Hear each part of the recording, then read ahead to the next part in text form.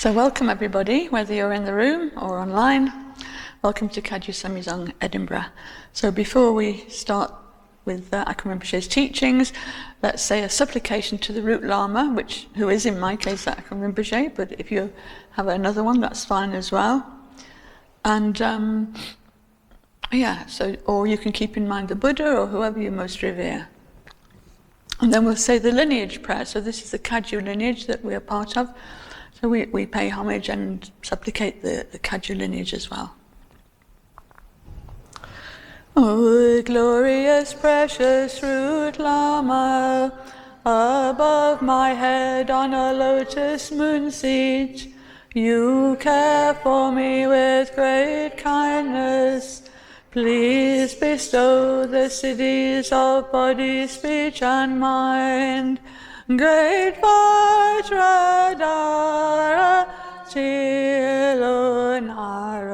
Marpamila Dharma Lord Gampopa, knower of the 3 times, omniscient Karmapa, holders of the 4 elder and 8 younger lineages, Drikunchaklung and the Salpa, glorious Drukpa, and so forth, masters of the profound path of Mahamudra, to the dark Po instruction lineage, the peerless protectors of wanderers.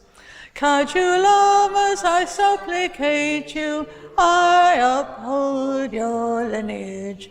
Grant the blessings of your liberating lives. Just as revulsion is taught to be the legs of meditation, this meditator clings not to food and riches, and has severed the ties to worldly life. Grant your blessings for detachment from honor and gain.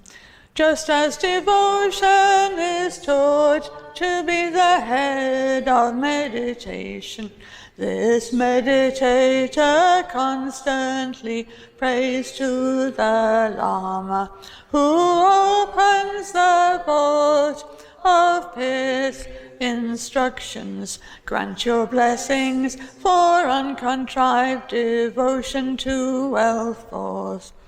Just as non-distraction is taught to be the body of meditation, this meditator simply remains without altering the fresh essence of whatever thought arises. Grant your blessings for parting from the concept of meditation. Just as thought is taught to be in essence Dharmakaya, for this meditator unhindered manifestation dawns. Nothing whatsoever dawning as whatever may appear. Grant your blessings to realize inseparable samsara nirvana. May I never in future lives part from authentic lamas, and embracing ever the glory of Dharma.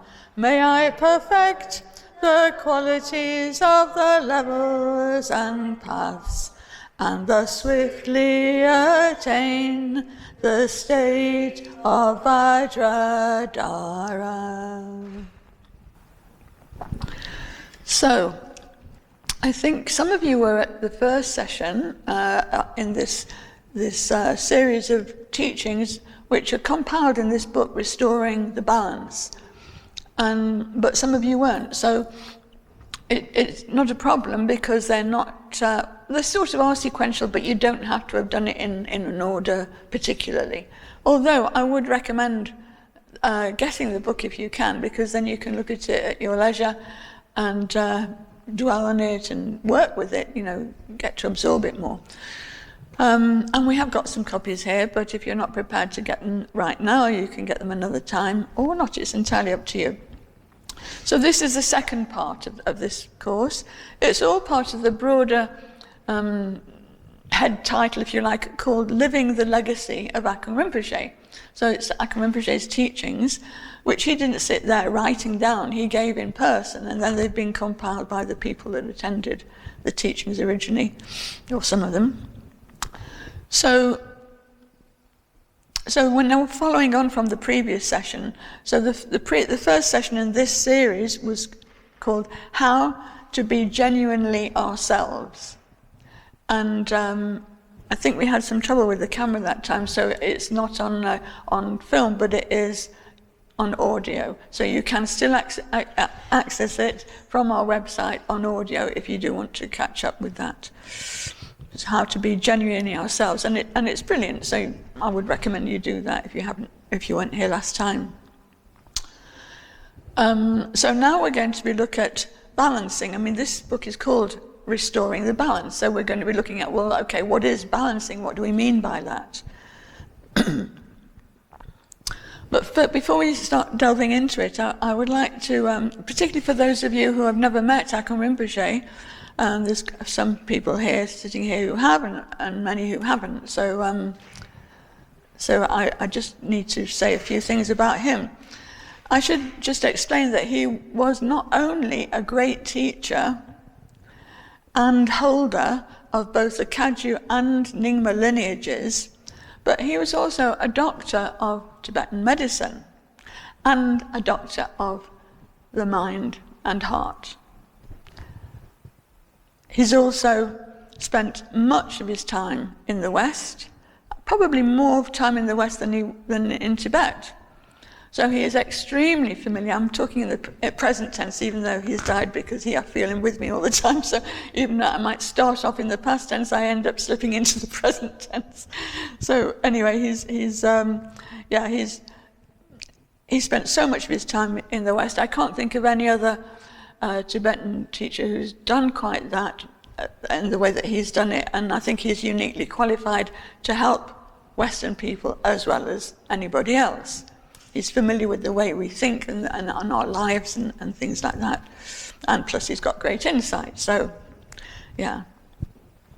So he understands the problems of us Westerners, whether they're physical or mental or emotional. And I think this understanding is fueled, well, I know that it's fueled by his wisdom and limitless compassion, and I do mean limitless. I've worked with him on a daily basis, and he's compassion embodied. And so, because of all these qualities, it led to these teachings, which are given as a means for us to help ourselves. He wants us to be in the position to help ourselves. And to lead balanced lives, balanced and meaningful and enjoyable lives. So that's his motivation. Okay, so now let's have a look at what it says in the book. So we're now on to this chapter, the second chapter, which is balancing. What is it? What do we mean by that? So I'm going to read some of the sections out and then maybe have a little, discuss it somewhat. But there's quite a bit to get through, so we'll see how we go. So there's a subheading here, and it says, with balancing, we don't work with a defined goal in view. Rather, we train ourselves to learn from the process of living. In a nutshell, this is what it is. Because usually we're very goal-oriented, aren't we? We study something, we have a goal in view, we want to get a degree, we want to get a job, we want blah, blah, blah. This is not like that. We are working on ourselves. All of Buddhism is about working on yourselves in order to be able to benefit others. So this is what Rinpoche is saying, but he says it in a way that is particularly opposite to the way we live in our modern way of life. So we're not have a particular goal like we're trying to achieve that. We're a work in progress. So according to Tibetan medicine, he says, balancing can be achieved with absolutely anything we might need. Everything is considered as being potentially healing and beneficial if we are open-minded and have a clear understanding. We tend to think in categories. This is what you do to get better. This is what you do to further your career. This is what you do for something else. He doesn't think like that. He says anything, whatever you encounter in your life, can be used for balancing, for learning from and for balancing. If we're open-minded and have clear understanding, that's quite a big if. So we're working on becoming open-minded and sort of refining our understanding. So balancing methods show us some useful ways to understand and deal with various situations, be they internal or external, whether it's something that's happening to us on a mental level or emotional level, or something outside ourselves which we don't really have much control of, but we encounter every day. So another way of describing balancing in its original sense could be therapy, or medicine, or psychophysical training. But all of these words and concepts have many different meanings, some of which could be misleading. Therefore, we will just use the term balancing and hope that its many shades of meaning will become clear as we go along. So balancing, it's an approach that has greatly benefited many people throughout the ages, and it's not to do with sort of stimulation or excitement, but with simplicity. I think this is really an interesting sentence, because we tend to want to get excited about something and stimulated by something in a kind of quite sort of excitable way.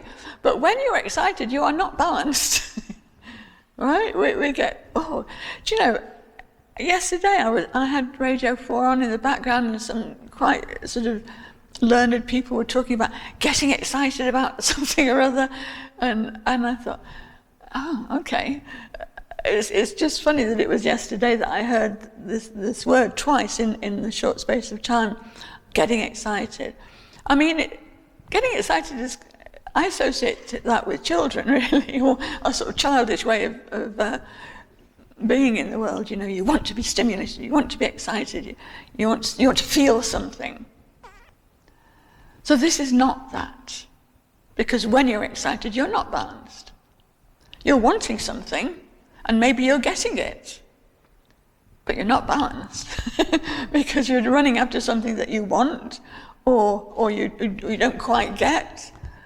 And I'm not saying it's a terrible thing, but it's not a balanced thing. A state of being excited is not balanced. It's kind of overstimulated usually, isn't it? So I think that's, he just mentions it in passing, but it sort of stuck with me because of what I'd heard. And I remember thinking at the time, before I particularly read that it's a strange way to look at things. So it's not to do with excitement, but with simplicity. Now again, simplicity, we maybe have a different sort of way of understanding that. Even one of them is actually making it sound stupid. Oh, they're a bit simple, as if it's an insult, But he's not talking about stupid, quite the opposite. Simple in the sense of not being overly complicated, being clear, just seeing things as they are in a simple way without sort of having to fancy it up a bit, which we do all the time, isn't it? A lot of speech that we hear, a lot of writing that we read is designed to impress by obfuscating, using lots of long words and making things sound complicated and learned and stuff like that. That is a complete antithesis of the way Rinpoche thinks and works, He's right to the point, no nonsense, no frills, but a lot of compassion and understanding. So, It's not to do with excitement, but with simplicity.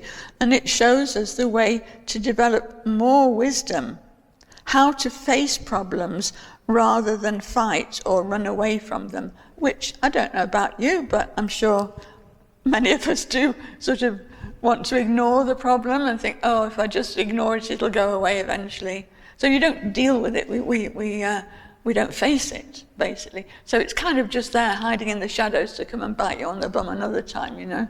It'll come back again. If you don't resolve it, it'll come back again. You have to get used to the way I speak. Rinpoche didn't say anything about biting on the bum. People might misunderstand balancing because it's presented by a Tibetan Buddhist doctor. So again, even just being a Rinpoche or a Tibetan Buddhist doctor, we can start to have sort of ideas about, oh, a Tibetan Buddhist doctor, what could that be? You know, there's a tendency, I think, in the West to sort of exoticize Buddhism and Tibetans, and, you know, sort of attribute things that aren't necessarily so, and just not necessarily see people in the way that you would see someone you were more familiar with. So just because he's a Tibetan Buddhist doctor, they might project the idea that exercises and visualizations, which we can do in our practice, can magically transform negative into positive. That's not realistic. Again, it's about not really knowing what you're doing. And I think this is a problem with Buddhism, especially some of the practices, that if people don't go from the beginning and gradually build up their understanding, they have strange ideas about how stuff works. So it's not like some magic spell.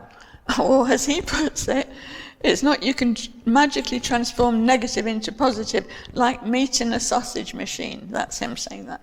Being turned into sausages. It's not as easy as that.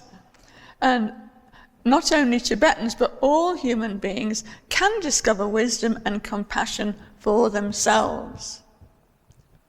It's within. It's not something outside yourself. However, it does take effort. So then he talks about healing wounds and preventing new ones. So there's this word called sawa. So we're still going on about the balancing, but sawa is a Tibetan word and it has various meanings. So one of them is healing. So sawa means healing, but healing whatever needs healing at the moment in the present. But also has a sort of shade of protecting whatever might healing in the future. So this idea of healing, repairing whatever damage we come across within ourselves. But he takes the simile of a house here. So if we have, for example, a house that is damaged in some way, maybe it's fallen into disrepair. So then what do? We repair it, don't we? We don't want to just leave it to get worse, we repair it. That is sawa. That is repairing something that needs attention. And then, or if we have some weakness in part of ourselves, whether it's our body, maybe our body's not well, or our speech, something wrong with our speech, or our mind, we repair it through understanding. We have to understand before we can repair, isn't it? Otherwise you might do completely the wrong thing. So you have to know what's wrong with you in order to apply the correct method to repair it or make it better. So this process all comes under this word sawa, or balancing. So that's one meaning, but the second meaning is protection against any future wound. So not just the repairing, but also the protecting against any future wound, and finding a dynamic balance so that whatever imbalance has caused whatever the problem is doesn't last for long. So you don't keep repeating the same thing again and again, whether it's something physical or mental. So any appropriate means can be used according to the needs of whoever it is. So balancing in this context is also used for people who are completely healthy, for now, because nobody's healthy all the time, are they? But even if you are healthy in the present, it allows you to maintain good health and the state of well-being by being aware enough to avoid harmful situations and behavior. So it's not only looking about what may or may not be a problem right now, but what is likely to be a problem or could be a problem in the future. If you don't understand it, then it's only at best a 50-50 chance, isn't it, of you doing something to avoid the problem. But with knowledge and understanding, then you can do a great deal more, and you can avoid a lot of problems in your life because you have that foresight. So all that is in this little word, sawa. So in that way, balancing can have a twofold benefit. It will heal whatever needs to be healed, and it enables us to avoid exposing ourselves to harm in the future. Basically, we're learning from the situation, isn't it? This is what we do anyway, isn't it, with life? I mean, you teach a child, fire, that's hot. I know my child, when she was a child, that was one of the first words I taught, hot. And she, so she learnt what hot was. So she didn't go so near the fire the next time. This is what we do. But of course, sometimes we don't. Sometimes we keep repeating the same thing again and again, not learning. Can you think of anything in your life that's like that? Many things. If there wasn't that in your life, then nobody would smoke, nobody would take harmful drugs, nobody would do anything harmful because you'd have learnt. But we don't. So we're always looking outside ourselves for an answer. Go to the doctor, or hope that a drug will get rid of it, or whatever it is. But if we learnt in the first place that a certain mode of behavior isn't going to help us, then we wouldn't need to do that. We'd be self-balancing.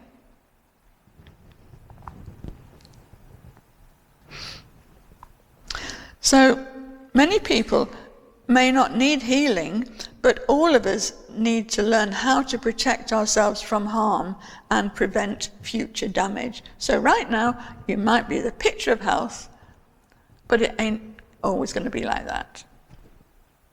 At some point, we all get ill, or we have an accident, or something happens. Every day, we all experience new things. Our education never needs to be finished, and we shouldn't just think of education as something we go to a school, or we go to a university, or something like that. We're talking about everyday life and learning from it. That's the most intelligent way of learning. Have confidence in yourself to learn yourself through what you encounter. If you're awake, if your eyes are open, you can learn from anything. We experience different sensations, environments, and ways of life. We meet new people all the time. What we learn is to find balance and stability within this continual change. Because everything's changing, isn't it, all the time? It's what we call impermanence. Nothing stays the same. So if we're really awake, if we're alive to the moment, we can learn from anything and anybody. Even if someone's doing something really stupid, we can learn not to do that. So that's just as important as learning something that we should do is also what we shouldn't do. We can't necessarily go around pontificating and teaching other people, but really the point is to learn for yourself and not promote that negative behavior or way of thinking. So to switch on. A lot of the time we're switched off, or we're switched onto our phones, and like robots walking along, completely oblivious. I hope there's not more people getting run over, I don't know, because very often they're just walking in the street and not knowing that there's cars there or other people or anything like that. accidents waiting to happen, basically.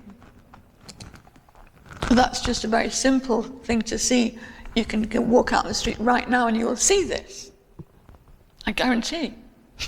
Unfortunately. Anyway. So we do need to learn from whatever's happening and experience new things. And that way our education is never finished. We experience different sensations, different environments and ways of life. We meet new people all the time. What we learn is to find balance and stability within this continual change. And this is very, very useful. You know, I get a picture of somebody surfing when I talk about balancing. So you have to kind of listen to the wave with your whole body. You're listening to the wave, aren't you? You can't just surf the same all the time. You have to go with the wave and learn from how it's behaving as to how you redress your balance. So we're learning how to surf through life. It's kind of like that. He gives a small example. He says, if we get even a little tiny bit of dust in our eye, it's necessary to sort that out immediately, isn't it? You can't just pretend it's not there. If you have a bit of dust on your nose or your face, it doesn't really matter. But when it's in your eye, ooh. So it's necessary to attend to it and prevent dust, and also to prevent dust getting in your eye if possible as well. So we all have this inbuilt tendency to heal naturally. We are capable of healing naturally. But it's a matter of accessing it. And sometimes it's cheaper and less complicated to sort out our own problems, because what we need is already here inside us, and all we have to do is to learn how to access that potential. I mean, he is a doctor. He's not saying you should never go to a doctor. That's not what he's saying. But look inside first. You know, I remember going to Rinpoche one, because I worked with him every day. I had a splitting headache. And he just said, drink some water. And I did, and it went. I was just dehydrated. So now I know to drink water. I'm going to do it, I'm getting thirsty. Of course, sometimes it's more complicated than that. But there are many things that are like that. If we just don't run to the pill cabinet or to someone else and just think, oh, okay, what's out of whack here? And a lot of the time it is about drinking water, but it could be obviously other things. So balancing is like nourishment. It's like a recipe for making delicious food that we can all learn.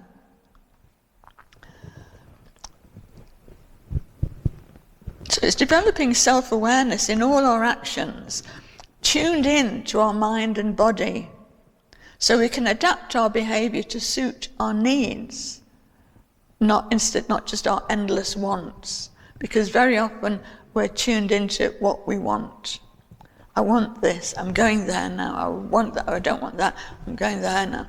And we're just running after our wants, desires, while neglecting what we actually need. I mean, this is played out on a planetary basis. If you think about the Earth and what's happening to the Earth, this is just me at this moment, but I think I'm in tune with it. What do we need to be alive? We need fresh air. We need clean water. We need rich earth to grow our food. And what are we damaging right now? All those absolutely essential things. Our water's polluted, our air's polluted, and our earth is polluted. Why? Because of what we want. We're ignoring what we need, and we do that on a global scale and we do it on an individual scale. The next iPhone, ooh, okay, you want this, you know. And that's just one example of thousands. So we have to look at ourselves and say, I'm not, I've got a phone, I do stuff, but once that becomes too prominent, too out of balance, literally, then everything starts to go pear-shaped. And that's why we have people who are astronomically wealthy and others who are pitifully poor, out of balance, socially, environmentally, individually. Anyway, that's what I think.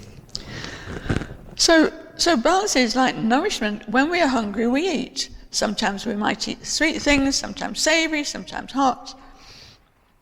Balancing incorporates all aspects of life, and it is natural, not unnatural.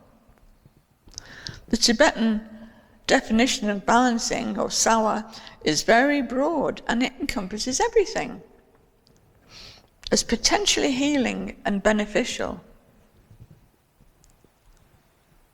So food can be healing, or the opposite. The structure of the body can help to prevent physical damage. For example, if we walk too much, our knees will start hurting. Don't walk anymore because it's becoming painful. Do we listen though?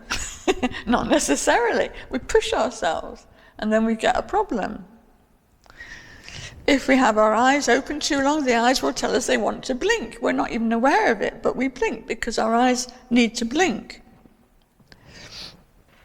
We're wearing clothing for the body, and this is also balancing because we will wear what is appropriate to the climate. I don't see anybody dressed in a bikini or a swimming costume because we're in Scotland and it's winter, so everyone's got sweaters on. This is what we do without even thinking, but we adjust, isn't it? That's what balancing is about, adjusting according to the circumstances. So if we're cold, we put on more clothing. If we're hot, we wear less. And in this way, we help to maintain the body's temperature. That's just a physical example of it. But you could apply it to anything, talking, sitting, eating, sleeping, everything we do from morning till night, from birth to death, everything in one sense could be balancing if you look at it in that way. And with this understanding, we are able to accept all our situations, whatever they are, whether we like them or not, we're able to accept them in a creative way. How can we work with this? This is what's happening. Never mind I like it or I don't like it. How can I work with this to better deal with it? So beyond the physical, we all also learn to understand our emotional and habitual patterns of behavior so that we can save ourselves unnecessary suffering by adapting and changing ourselves in time wherever appropriate. So we have to be malleable, we have to be flexible, not dogged, not rigid, both physically and mentally. That way is not a good way of being dogged. You have to be able to work with the situation, and that means working with yourself as well, not being so dogged about whatever you believe or whatever. It doesn't mean to say you should give up that, but be more flexible with it. Because otherwise you just get into arguments all the time, and then, or if it's on a global scale, then that's war, isn't it? We think that, boom. Stupid, so stupid.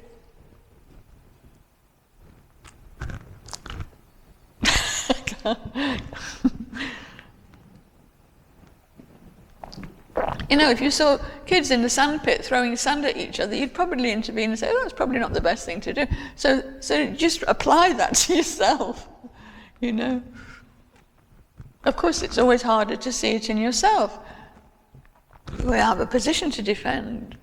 We have, with this thing, we have these ideas. So we need to learn how to be more flexible and workable.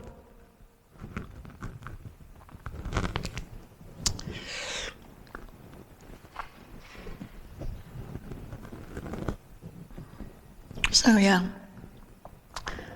balancing, it's developing self-awareness. And in order to develop self-awareness, we need to be very aware we need to be aware of our bodies. Are we doing the right thing for our bodies? Are we tuned in to our bodies? Do we even notice what's going on with them?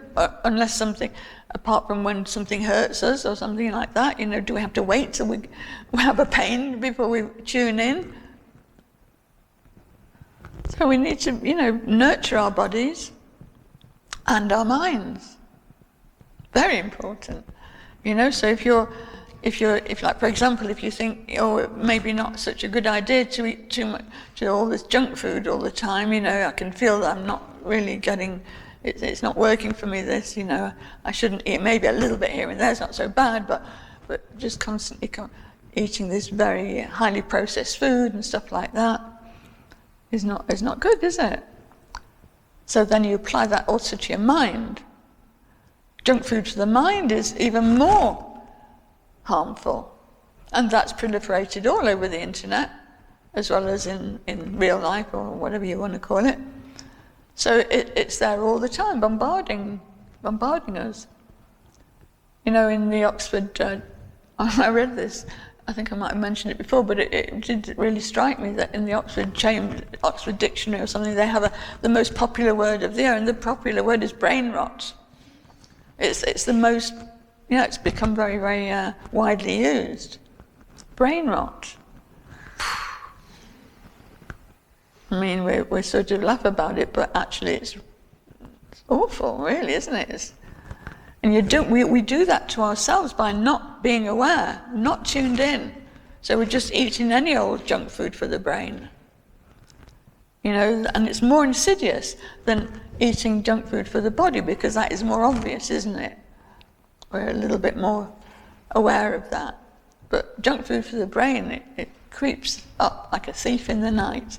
Yeah. So we need to be tuned in, and then we can adapt and change ourselves in time wherever appropriate, adapt to whatever's going on. Surf through life, balancing according to what's happening. But we do need to see the whole picture. And to see the whole picture, we have to really start with ourselves, because quite often we fool ourselves. We sort of want to be like something, and we kind of have a bit of a mask on, even that we try to fool ourselves with the mask of who we want to be. But what we need to do is not really worry too much about all the things that we're doing well, because that's fine, then we don't need to change anything there. That's already working for us. But what isn't going so well? What about us is not going so well? And for that we need a lot of self-reflection and honesty. Not just, sort of shoving it on, doing the equivalent of putting sweeping the dust under the carpet. Oh, I'll deal with it, it'll be fine there, So we have to deal with what's troubling us and what repeatedly troubles us because of maybe the way we behave or something like that. And so it's not that you have to beat yourself up about it, but if you notice something that you could be more useful or make your life more pleasant, and if you only just adjusted yourself somewhat, then that would be very foolish not to do that, wouldn't it? Why not do that? Do whatever is needed. But first we have to see clearly, so beneath the mask, facing who we really are, warts and all. By warts and all, I mean whatever needs to be improved. Not literally warts. Are we living in an authentic way? Are we living mindfully? Or are we just sort of glossing over? So we need to look at the whole picture and not beat ourselves up. If you notice something that you need to work on, then that's good, you've noticed something. Like if you look in the mirror and you see you've got a big black mark on your face, then fine, you can do something about it. But if you don't see it, you just end up with a big black mark on your face and everyone else sees it, but you don't see it. So it's like in the internal version of that. Better to see it and deal with it. And it's not only about seeing what needs fixing, what needs adjusting, but also you can see what's working well for you as well. It's not all bad, is it? We have some good attributes, we have things that work for us. And so then we can cultivate gratitude for that, and our lives have got many good things about them, whether within ourselves or through circumstance. So we can learn to have gratitude for that, not just take everything for granted. Oh yeah, of course I've got a nice house, or of course I've got nice clothes. Well, sure. These are things that many people don't have. So we should be aware of that and have some appreciation for the good things in our life, but within that also with humility and compassion. Not like, well, I'm all right, I've got these good things, sorry about you, but I'm okay. That's not a good quality, is it? It's horrible, actually. It's very selfish. So a gratitude and appreciation for what we have, but with also humility and compassion for those that are not so fortunate right now. Of course, things change all the time. So tomorrow the situation could be completely reversed. And that happens many times.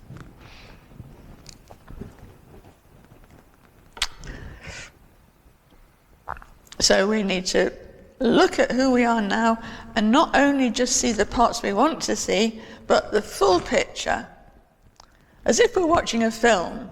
So if you don't watch it from beginning to end, but you only pick out the bits, you sort of edit the film and only watch the pleasant bits, but you don't see the whole film. So not like that. You have to see the whole picture, not just the bits you enjoy the most.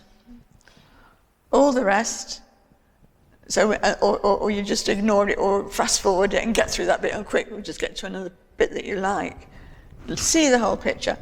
And sometimes we may ask ourselves, frankly, am I really living an authentic life? And we may in reply say to ourselves, well, yes. However, quite often we do deceive ourselves. We either look at our good side, seeing ourselves as being very honest, very balanced, and perfect, or alternatively we may dwell on the negative side and feel that we're worthless, we're no good, we're also always making mistakes. And that also is a mistaken way of seeing. Both of those extremes are mistaken. If we could analyze people, nobody would be 100% good or 100% bad.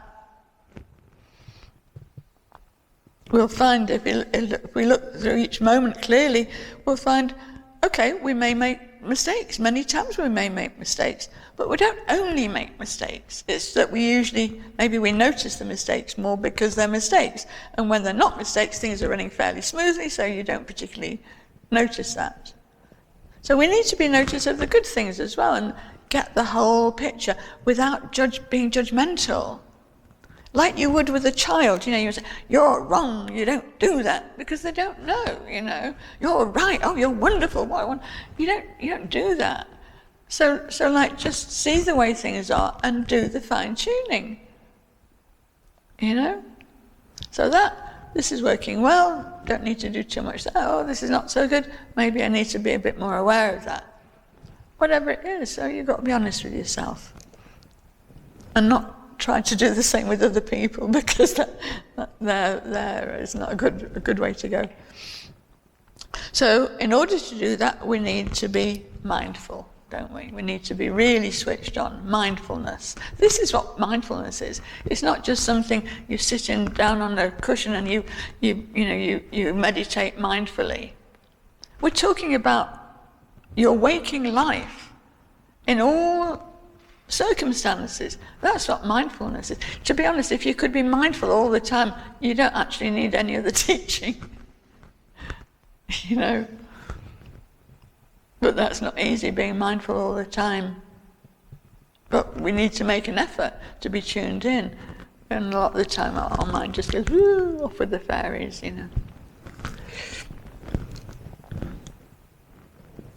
So mindfulness involves seeing the whole picture. Then we will really know who we are.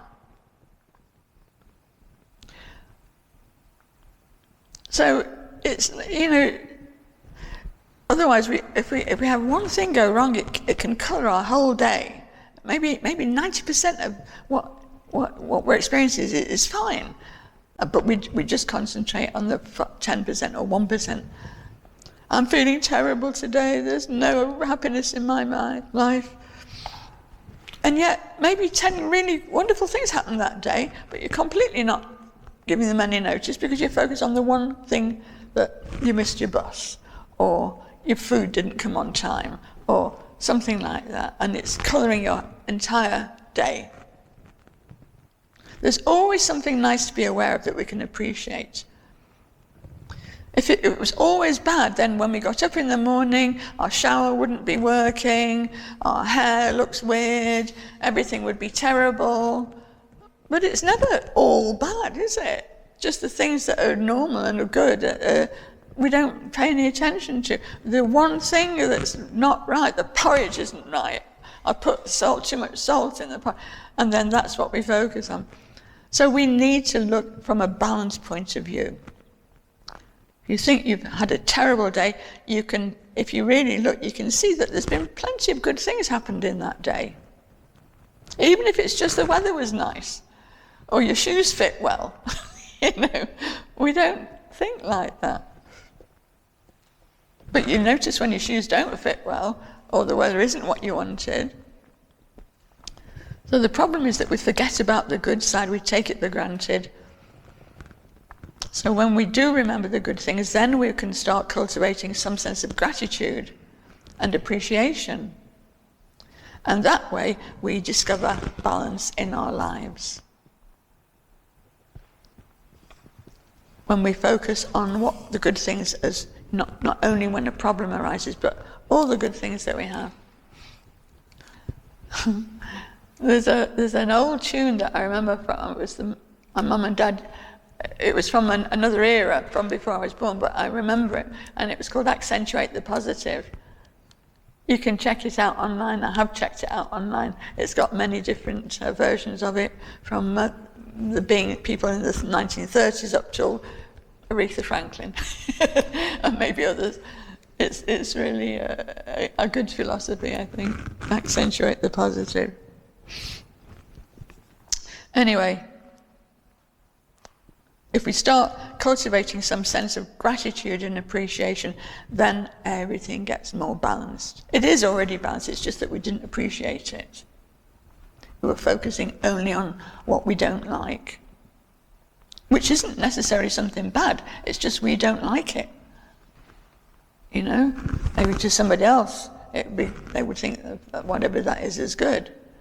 Oh, my coffee's not right. Yeah, but the person next to you, that might be just exactly the right coffee. So there's nothing wrong with the coffee. It's just that we don't like that particular kind of coffee. Likes and dislikes causes a lot of discontent.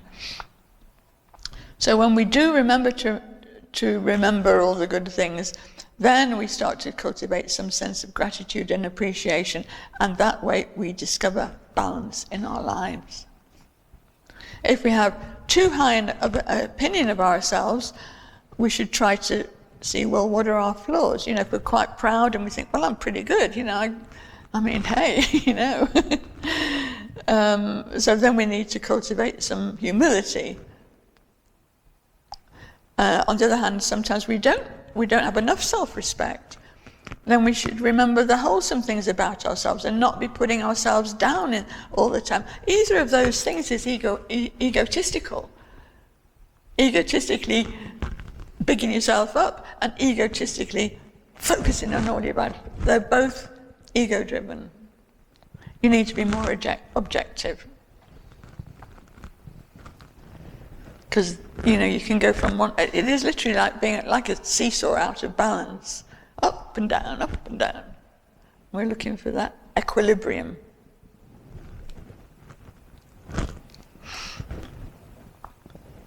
So when we widen our vision to see accurately both the good and the bad, I mean, they're not even really good and bad. Those are the words we attribute to something we like or we don't like. But for the sake of convenience, we call them good or bad. So there's going to be a mixture of what we like and don't like. But if we widen it, we have a broader view, then we have a more realistic image of how things are and how we are. And this helps us in our journey to discover our true humanity, to develop our limitless potential for understanding and compassion. I mean, he is not saying this, but I know that that's how Rinpoche lived his life. He was the epitome of that. I knew that from observing him before I read anything. And I remember thinking, how'd you get to be like that? The first time I met him, I didn't know who he was really, but I thought, how'd you get to be like that? And that's why I got to know him. Well, there was something about him I recognized. And that's changed my entire life. So, in the same way, if our vision of others includes their whole picture, we will be able to see them in a more reasonable and compassionate way. They are like us. They suffer like we do. They try their best like we do, then don't always succeed like we don't, So this helps us to develop more compassion and patience. We don't like it when people are impatient with us, and yet I know that I'm impatient sometimes, and because we're rushing around doing stuff and we make this excuse and that excuse. So we're talking about balancing is a middle way. It's not going to extremes. You need to be in the middle of the seesaw, not going up and down from one end to the other.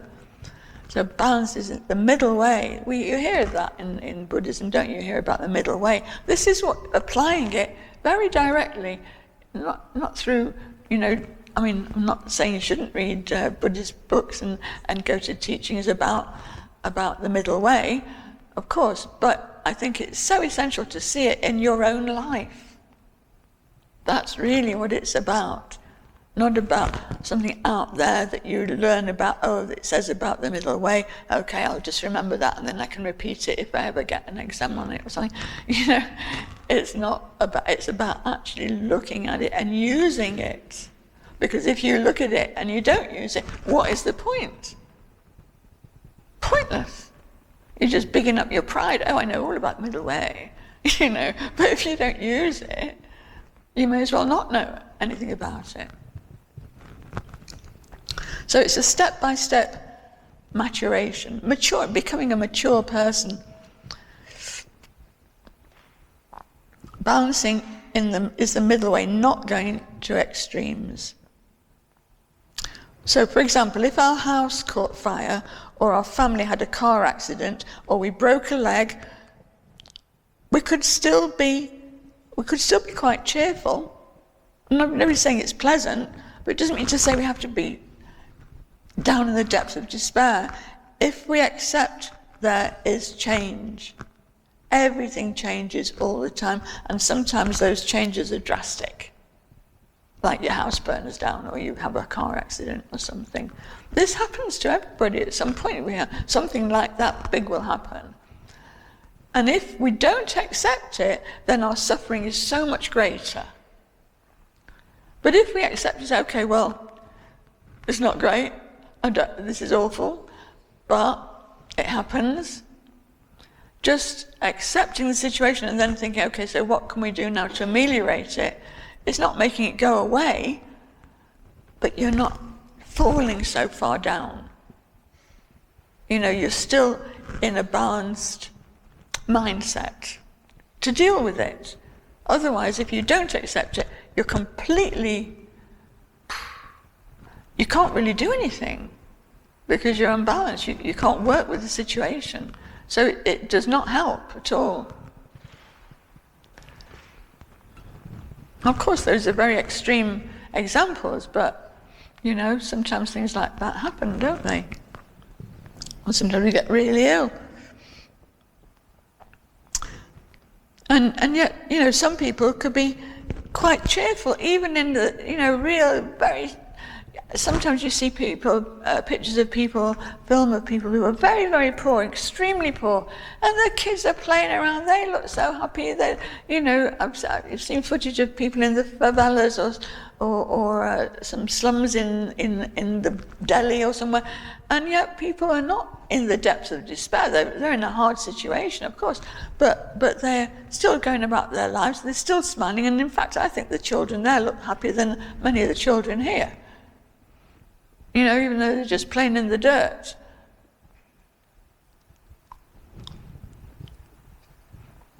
It's not just about how much you have. It's how much you accept the situation, and you're making the best of whatever that situation is, and working towards it becoming better, of course. And yet you have some people, they don't have to have an accident or the house burned down. They just start jumping up and down and getting angry because their lunch is late. You see this, don't you, sometimes? People get so worked up about the lunch being half an hour late or something. So we can't do anything about them in that situation because they're in a state of panic about whatever it is. My stomach, my plate of food. In that case, even one speck of dust would be like having your eyes, both eyes, completely out of action. So we need to become mature in our attitude to make it easier to relate to whatever is happening, whether we like it or not. So balancing is a way to mature ourselves gradually. It's a gradual process. You can't do it, boom, oh, it sounds like a good idea, right, let's just, you have to be alive to the situation in whatever life throws at you, good or bad. But if we it's a way to mature the mind. If we take a step-by-step approach to train our minds, like the gradual increase in strength that we would expect if we go to the gym every day and we lift weights or we do running or whatever, we know how to train our bodies, don't we? We don't necessarily do it, but we know how to do it. So you can't just go from being the weakling to being sort of Mr. Atlas or whoever it is. You have to do things gradually. And then you gradually increase in strength or through running or whatever it is. So while it may not help in the beginning, when we're actually in that beginning state, gradually we can learn, and we learn how not to get into that panic in the first place. That we don't get so completely panicked by something that happens in our life. Of course, so we might be very upset about something, but we don't have to get completely upset.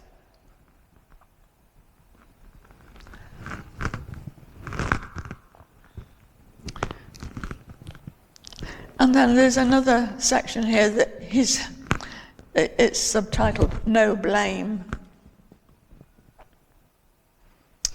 So no blame talks about seeing our mistakes and learning from them, and treating ourselves and others with kindness and compassion. Because I don't think people set out to make a mistake. You don't think, oh, I'll go and make some mistakes today. You just end up, through whatever, not appreciating what the situation is, you end up making mistakes.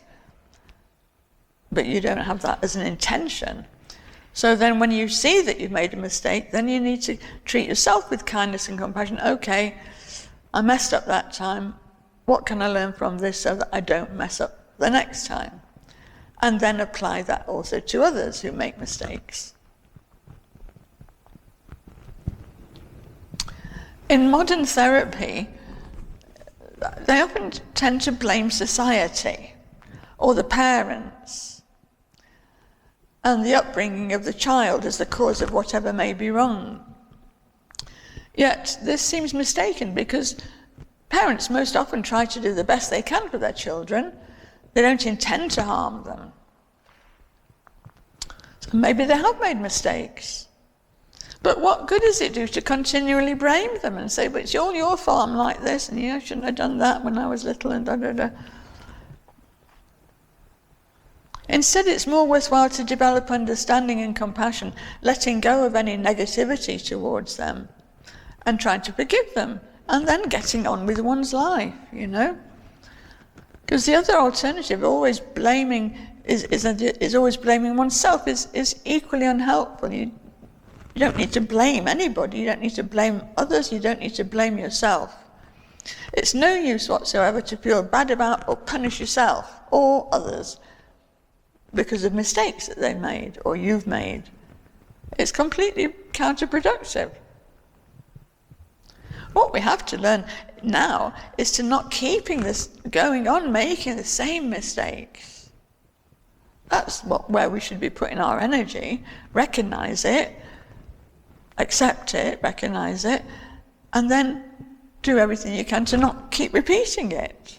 But for that to happen, you need to have some understanding, some patience and understanding. Well, okay, so why did I do that? What's going on here?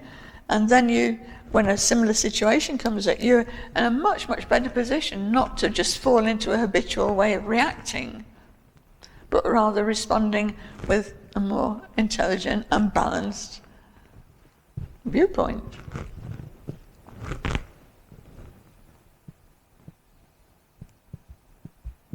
So if our parents have made mistakes in our upbringing, we try not to recreate those mistakes in the upbringing of our own children.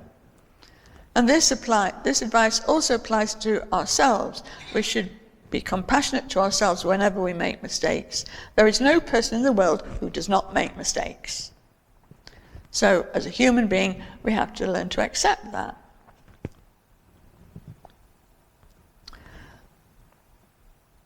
This approach to balancing is about becoming free from mistakes, free from sickness. To be aware and kind in everyday situations seems useful.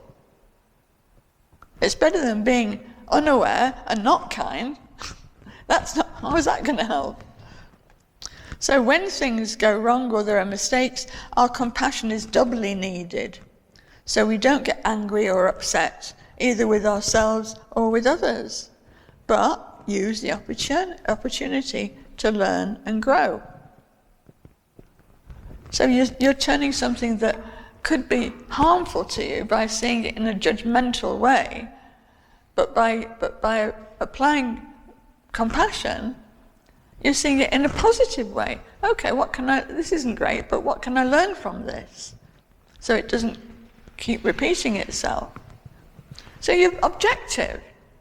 Not, I like this, I don't like that. Just, okay, what's going on here? Is it helpful? What is helpful in this situation?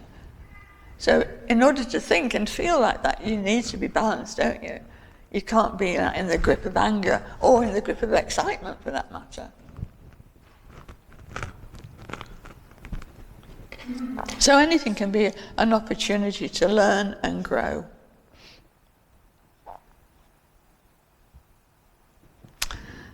Now there's another little subheading here called uniqueness of experience. So now that Rinpoche is saying the courses I give to organizations and to individuals are always a little different because I don't categorize people. I really picked up on that. When I read that, I really picked up on it, because how does we work? How does modern medicine work? Categories, label this, label that. This just, I mean, I don't know why we have this need to label everything and categorize, put things in little boxes. That's that belongs there, that's there, that's that. It's so unproductive and so kind of judgmental. I mean, sometimes I can see that it could be useful up to a point, but then there seems to be, to me, to be a point where you just end up seeing the label and not what that actually denotes. That, you know, because there's always a unique thing about every situation that isn't the same as the one that's a bit like it. You know, but you get lumped together. You know this thing about, and I don't know, and it's a bit controversial, but you know, the gender sort of thing, I forget what all the letters are because there's so many. So I know it starts off LGBT, but there's more than that. How many? What? Q. LGBTQ plus more. They keep adding more on. How is that helpful? I mean, I can't even remember it, and do we need to divulge that anyway? Surely that's a private business, isn't it? What sexuality or what gender we are or whatever. I mean, why would we be bothered about what anybody else is? Or why do we even label ourselves in that way? I don't get it. I really don't get it. Just be sort of relaxed about it. I don't know. So, but that's just one example. But we're like,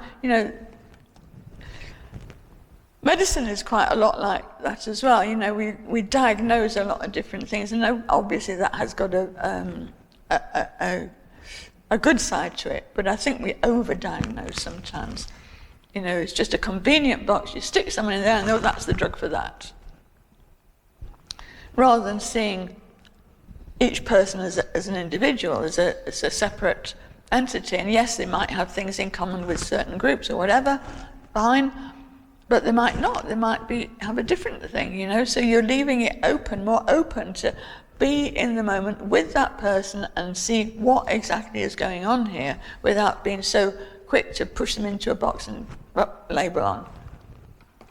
So anyway, that's a bit gone off on my tangent, but what Rinpoche is saying, he doesn't categorize people. He says, and don't forget, he died about, 12 years ago? So a lot of things have changed in that time, haven't they? So in modern life, too many things are standardized, categorized. Shirts, suits, houses, often the same. Although on one hand it's useful, on the other hand it leads to individuals becoming alienated from their own unique experience because everything appears to be the same. Often people feel they cannot fit in with society. Therefore, with these people especially, we have to go beyond the idea of categories and work for the benefit of each individual. Not plonk them in a nearest box because they exhibit a certain tendency. There will be not much value if my teaching on balancing becomes categorized, because there are so many categories already. What we need is to try and understand each other and not be based on how we relate to others just on concepts or books or labels. We really need to see what will bring benefit to each person individually. This is an essential ingredient of balancing. Don't be just compartmentalizing people and sticking them into boxes. You wouldn't like it. I don't think you would like it. I certainly wouldn't, based on whatever. So, balancing is not goal-oriented. We are very goal-oriented. The way our civilization works is we're always supposed to have a goal, aren't we? We have to work towards this goal, and then when you get to that goal, there's another goal that appears on the horizon, and then you have to get to that one. And there's always a goal, a goal, a goal. You never can relax. You're always going after the next goal. In kindergarten, a child is told, if you learn the alphabet, you'll be able to buy a big house someday when you grow up. Yes, this is the thinking behind it. Thus, learning is no longer enjoyed for its own sake, but it's done for some ulterior motive. If you do this, you'll get that. If you even, if you help with the household chores, I'll give you £1, or I'll make your favourite dinner. There's always some goal about it. Thus, learning is not enjoyed for its own sake, but it's done for an ulterior motive as a means to an end. And this approach produces the problem that instead of enjoying the moment, we're always thinking about the goal. When we reach that goal, a new goal emerges. So we never come to rest. We can never really enjoy it because there's always another one on the horizon. We become caught in an endless process of attaining goals and then aiming for a new one. This is stressful. It's like hanging a carrot in front of a donkey, which is always just out of reach. Or an iPhone. Or whatever it is that we want. Balancing is not like that.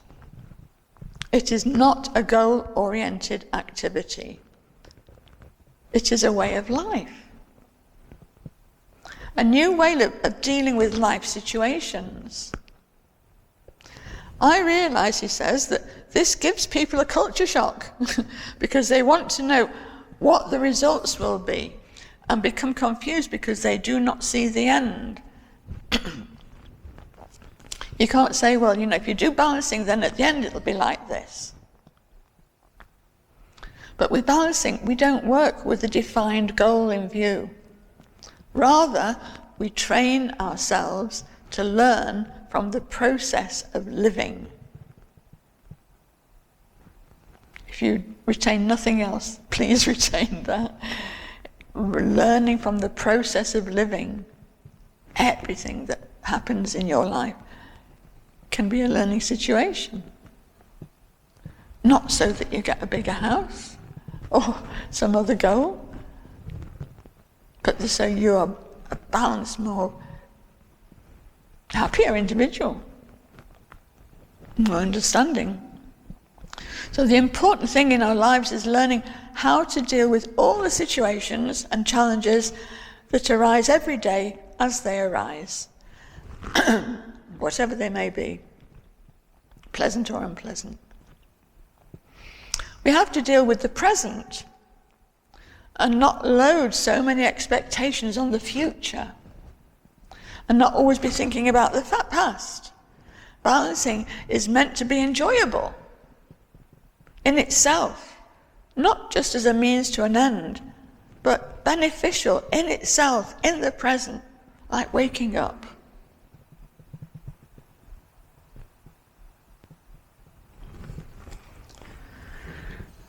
So,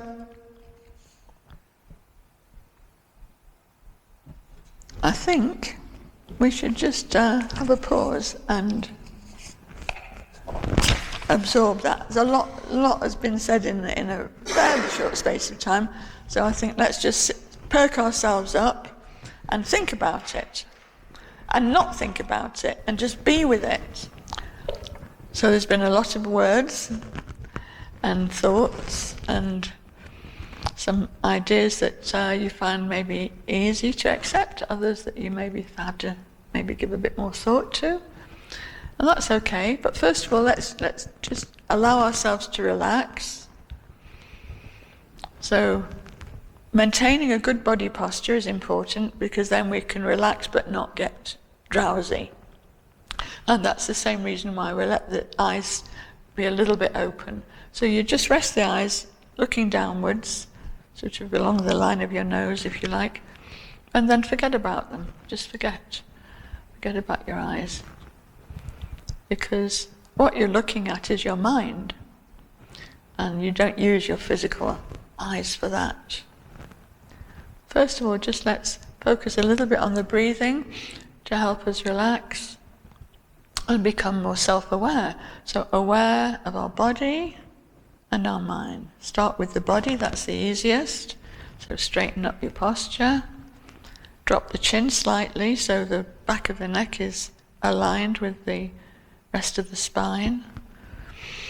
And we'll start by focusing on the breathing. So letting go of any tension in your body. And breathing normally through the nose, but deeply. So breathe into the lungs and the diaphragm and also the belly. So allow the belly to inflate with each in-breath. It swells with each in-breath. And then it sort of starts to release the out-breath. So everything deflates as you let go of the out-breath. So breathing normally, but more deeply and with a little more focus. So you're aware of the breath coming in. There's a slight gap and then you start to release it. Taking time to breathe fully, so you're not rushing. And when you breathe fully, it also has the effect of the mind slowing down, going deeper, rather than just skittering about on the surface. So we go deep into our bodies, aware, deep into our mind, aware, not trying, not contriving, just aware of how it is.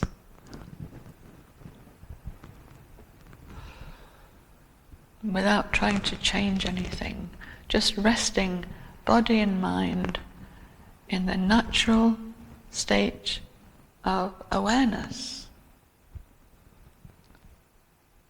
non-judgmental, no categories, just seeing, tuning in. If you notice any pain or aches in your body, you can focus on that and breathe into it, melt it away, let go of any tension in your body.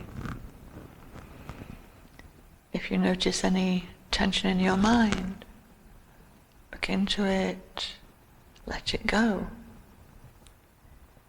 Whatever thoughts or feelings arise, you don't need to judge them, you don't need to block them.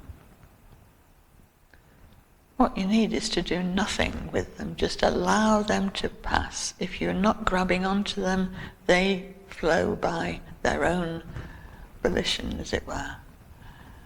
They're transient.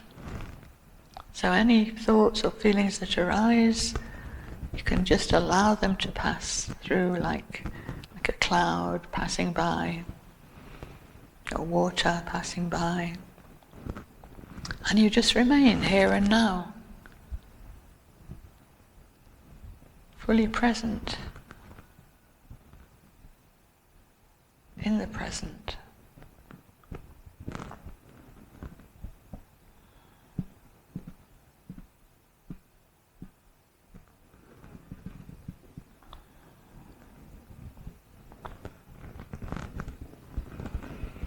And if thoughts start to bother you, then why not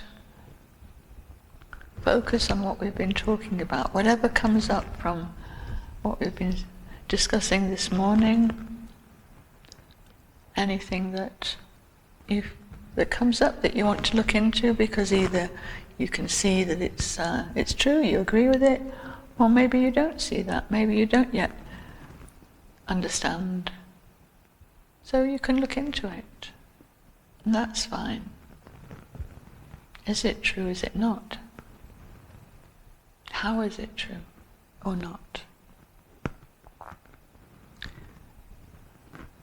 And then if you start to get a bit tight with that, then remember to relax again and let go of the thoughts. So it's up to you. This is fine-tuning, this is balancing, responding in a measured, intelligent way.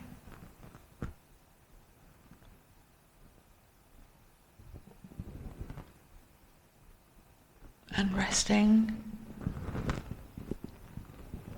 without any goals in view, just resting with awareness.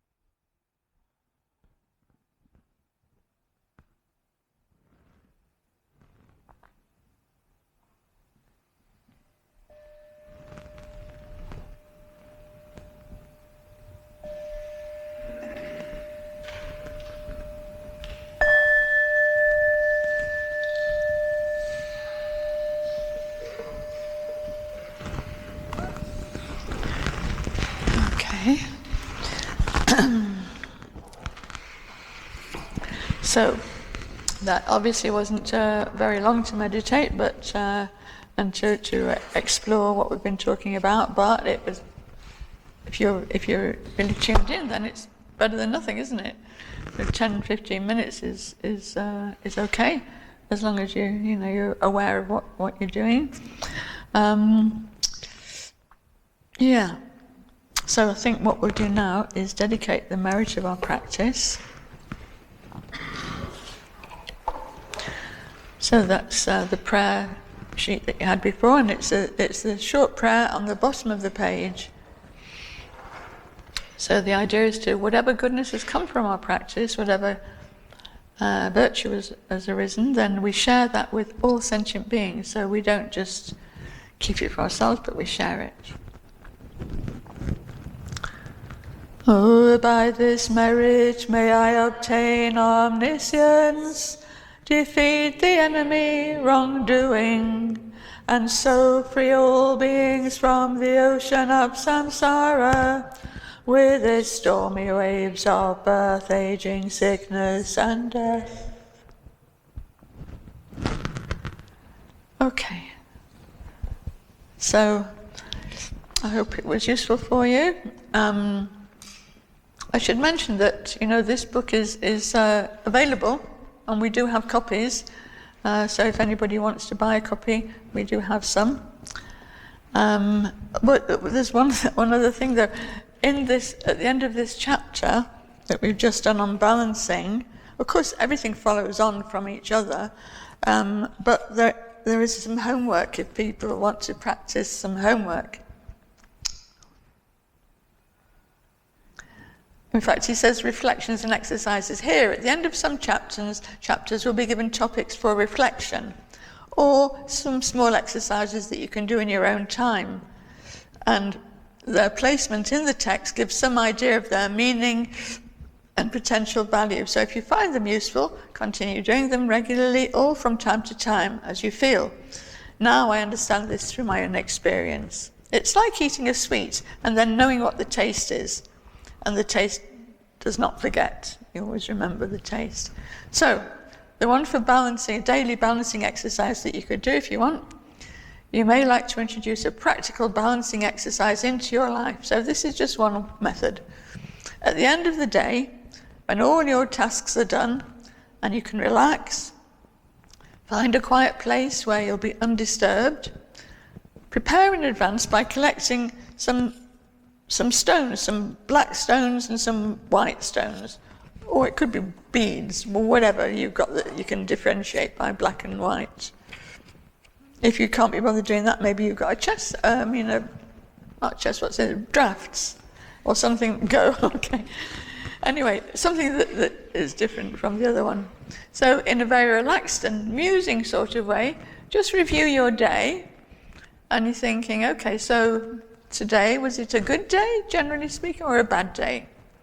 And today's accomplishments or mistakes, doing the things that were good or beneficial, or the ones that were not beneficial. And then also, what was I able to accept or not accept? Or you can look in terms of your own overall experience. So let's take category 1, a good or bad day. So think, was my day good or bad? And note your immediate response. Don't overcook it, just immediate response, good or bad. Maybe your mind says bad or terrible or fairly good, whatever. Just write it down and then put it aside. Now, review the day in detail. And as you remember the things that happened, categorize them, the things that we don't normally want to do. We're going to use categories now. And quickly, according to your first response, don't overthink. So each time you think good, pick up a white stone and put it on one side. And if you think bad, pick up a black stone and put it on the other side. And gradually, if you go through the day, you'll have 2 piles. And when you finish reviewing the day, count and record the numbers. So how many in the white one, how many in the black one? And how did the results correspond to the initial idea of how your day went when you very first started? So good or bad? And did it correspond to that? And if you do this each day and record your results in your notebook, as days and weeks pass by, you will steadily accumulate a record of two things. One, your emotional impression of how things were during the day, like your first impression of how things were, and two, how they really were, as revealed by the more mature process of systematic reflection, as recorded in the black and white, by the black and white stones.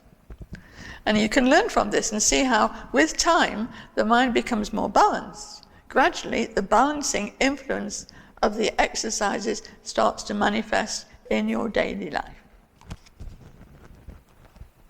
It's worth a try. So I think it's an interesting method. You wouldn't give it if it didn't have some good effect. But anyway, that's entirely up to you. Or, you can just forget everything, or you can just think about what we talked about. Or you could buy the book and have a copy of it in front of you, so that or you can in a week or so it'll be online as well. But if you've got a book, you can just do it in your own time. It's up to you. I'm not selling books. So anyway, I hope it was useful for you, and more importantly, I hope it continues to be useful for you, and that you learn from your life. It doesn't cost anything. You don't have to go to another building or something like that. You just notice what's going on and reflect. Learn from it. And that way everything will improve.